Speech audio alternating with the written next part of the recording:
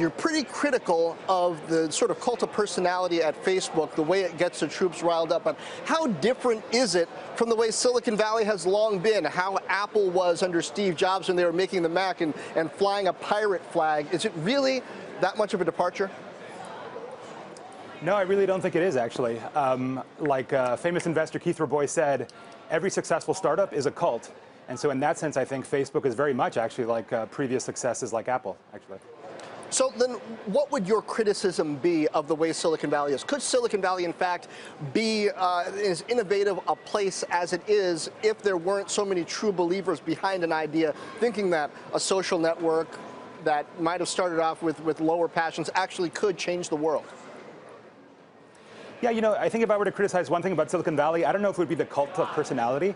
I mean, as I admit in my book, I believed in it as much as everyone else at Facebook. And in fact, that I think is really Mark Zuckerberg's genius, and that he created a company and a culture where everyone is motivated to give everything for you know, a really ambitious vision. I think if I would criticize anything about Silicon Valley, it's this sort of assumption of meritocracy, that if someone succeeds, it was due to skill alone, when the reality is that happenstance, fate, luck, good timing, you know, all play a role. The other is the sort of what I call the narrative fallacy. You know, a company tries 10 things, 2 sort of work, 1 works really well, it wins, and everyone crafts a story that, you know, went from steely-eyed vision to flawless technical execution when frankly, there was a lot of sort of flailing and foundering along the way.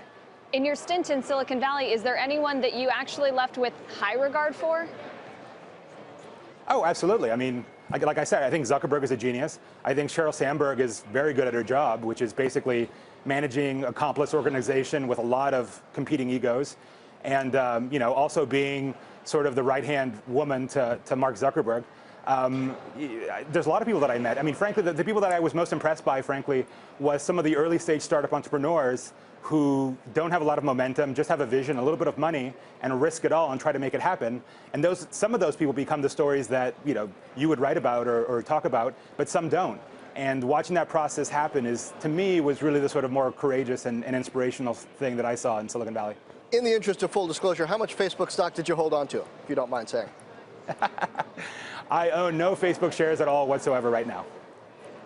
Did you sell them at a good price? Did you sell right after the IPO? How much did you believe in the company? You talk about being around Facebook right as the IPO was about to happen. Right, no, I mean, I sold before the massive jump in share price. Look, here's the reality, and this is in the book. Right around the time that I left, in the middle of 2013, revenue was strong, but it wasn't the sort of massive waterfall of revenue that we'd see later.